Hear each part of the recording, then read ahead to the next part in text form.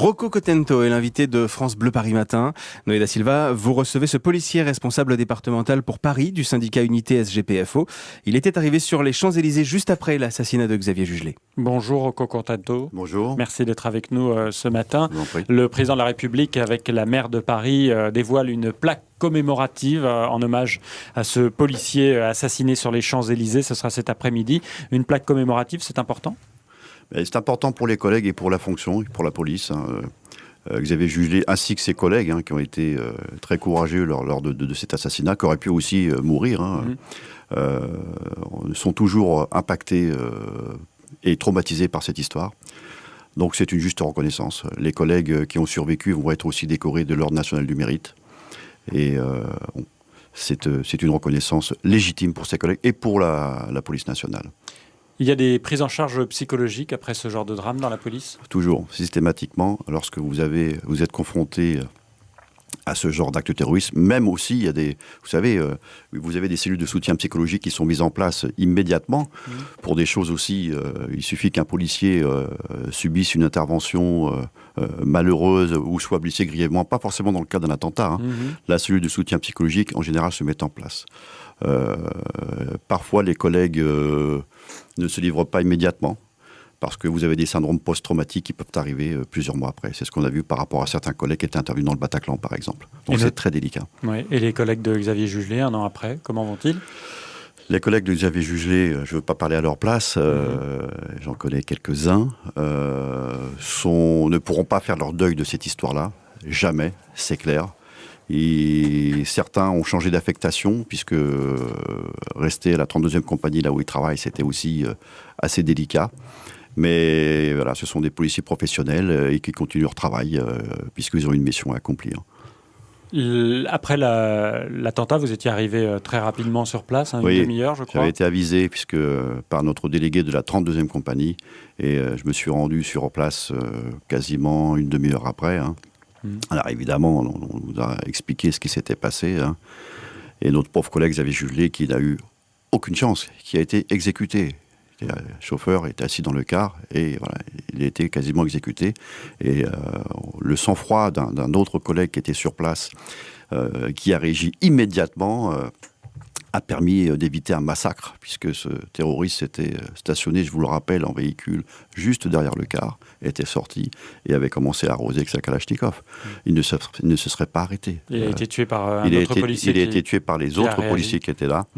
Et heureusement, parce que, imaginons le scénario catastrophe, il aurait de toute manière tiré sur d'abord les forces de l'ordre, évidemment, parce que nous sommes les cibles prioritaires, mais ensuite sur la population. Ouais.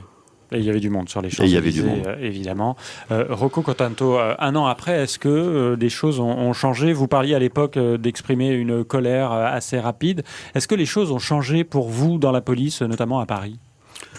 Écoutez, c'est toujours très compliqué, très difficile d'exercer le métier de policier. Je peux vous dire que les policiers, au jour d'aujourd'hui, sont toujours conscients d'être une cible. La menace terroriste n'est pas amoindrie, bien au contraire. Vous avez, je le rappelle, un État territorial terroriste qui a quasiment disparu en Syrie, en Irak, mais vous avez aujourd'hui les micro-attentats qui peuvent se commettre à n'importe quel moment, à n'importe quelle heure, dans n'importe quelle ville.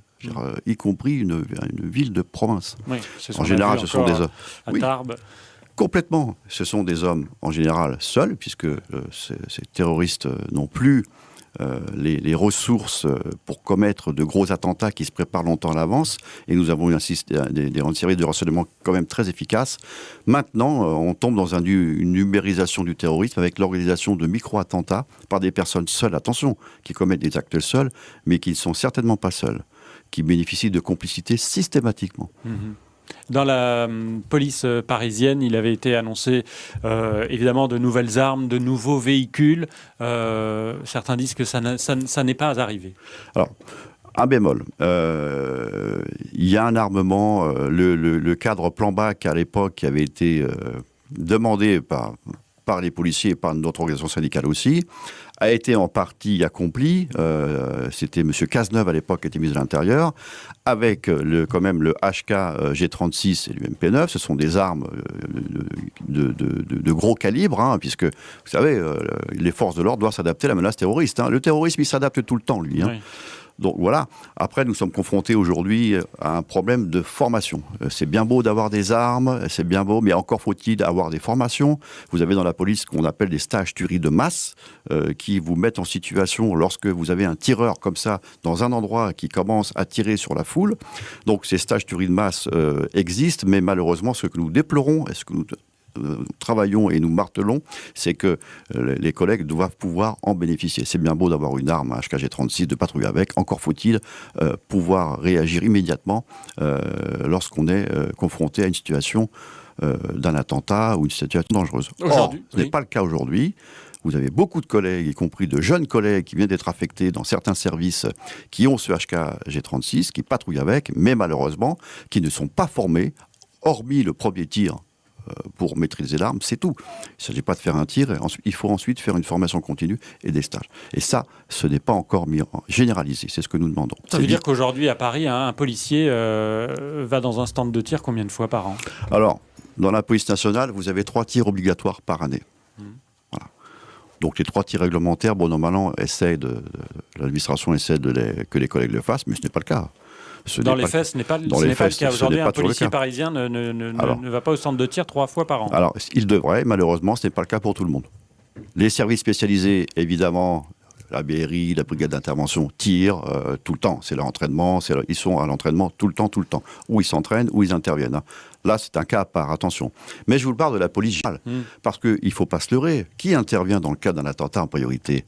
Les unités spécialisées telles que le RAID, la BRI, le GIGN, interviennent lorsque les personnes sont identifiées, sont posées, etc. Ouais, mais les premiers intervenants, ceux qui sont au 17, quand on appelle les secours. Policiers de brigade. Rappelez-vous Charlie Hebdo, Ahmed Merabé. Voilà, les premiers confrontés aux terroristes, ce sont les policiers du service général de brigade. Vous dites ce matin, ce sont eux qui ne sont pas formés. Alors, c'est pas qu'ils ne sont pas formés, c'est qu'ils doivent bénéficier d'une formation continue accrue. Moi, j'appelle pas ça être formé que de faire ces 3 tirs réglementaires. Il y a des stages tuerie de masse qui sont mis en place. Certaines unités doivent pouvoir en bénéficier, et malheureusement, ce n'est pas le cas. Donc là-dessus, nous tirons le signal d'alarme à l'administration. Vous avez un service de formation de la police qui fait ce qu'il peut, mais voilà, là-dessus, c'est à l'administration de le faire. C'est vital, c'est très important. Et un an après l'attentat des Champs-Élysées qui a vu la mort de Xavier Jugelé, 2 qui ont été blessés également, vous êtes dans quel état d'esprit, vous ? Alors, vous savez,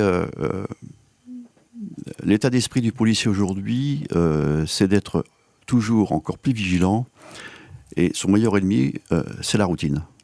Il n'y a aucune situation qui doit être routinière. Un attentat, tout peut venir de n'importe quoi. Un contrôle routier, par exemple. C'est pour ça que les policiers ont une extrême vigilance. Nous savons pertinemment que les cibles prioritaires de ceux qui se revendiquent d'organisations terroristes, en l'occurrence Daesh, sont ceux qui peuvent représenter la loi, donc les militaires, y compris les gendarmes, et les policiers. Donc, sachant que nous sommes une cible prioritaire, nous devons d'être extrêmement vigilants. Votre ennemi, c'est la routine. Merci en tout cas, Rocco Contanto, délégué responsable départemental pour Paris du syndicat Unité SGPFO, d'être venu ce matin dans les locaux de France Bleu Paris. Interview à retrouver en vidéo sur francebleu.fr. Très bonne journée à vous. Merci. Merci.